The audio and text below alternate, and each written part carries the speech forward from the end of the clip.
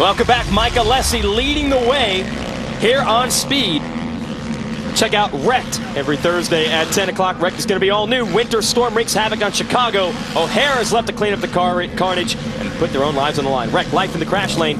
Catch all new back-to-back episodes, 10 Eastern exclusively on Speed. I think Mike's pulling probably a second a lap, Jason, just in the sand. But, you know, as fast as he is there, it hasn't been that great for him in other spots on the racetrack, and we'll take another look at that.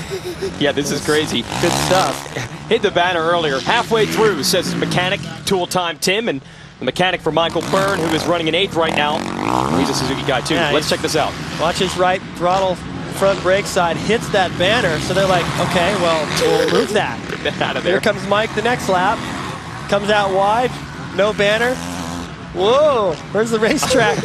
He knows the edges of the racetrack is good or better than anyone. I've watched him since the amateur days run the very edges of the track, and, you know, in some cases, bordering on it. Was that cheating? You know, he was the first guy to find things like that, and so, you know, you start flirting with the edge and then take away something that you were citing as, you know, to line things up. And then it's easy to jump off the track like that. Chad, almost, well, about the same spot as Mike, but that's a better line and the entrance into that left right there. So it's worth it to them to cut it that close.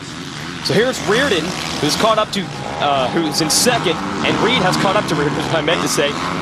Reardon put himself on the map a couple of years ago. Reed went over and raced a motocross race in his native Australia. Hadn't been there in a while, and would have not expected it to be the Chad Reed show. But Reardon, who was the points leader in the Australian motocross series at the time, battled Reed hard. And that eventually resulted in a lot of attention on Reardon and a ride here in the U.S.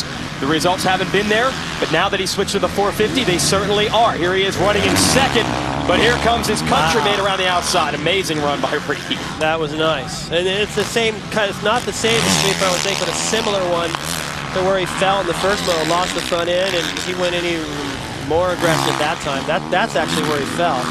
But the same kind of a right-handed berm, he just charged it. I think a little bit more focus, a little bit more motivation, a little bit more like, man, it's time to get something going. It's 5th place and 4th and not being on the podium after the overall.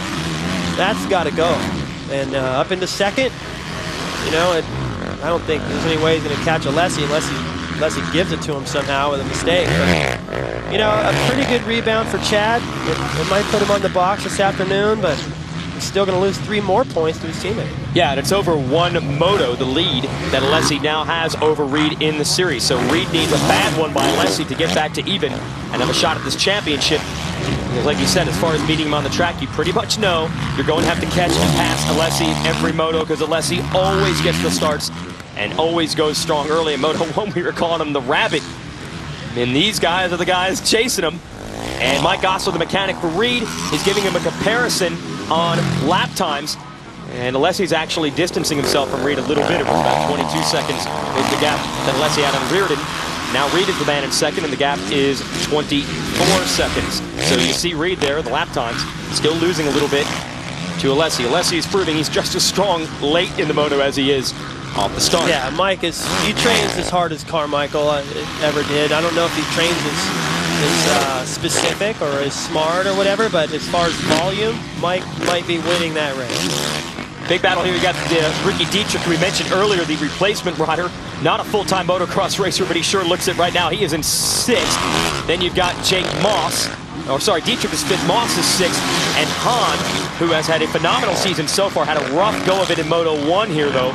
But he's been near the top 5 in every other race this year, and that's what he's gunning for now. Dietrich 5th, Moss 6th, he's in the center. And then you'll see the 3rd rider in this group is Hahn.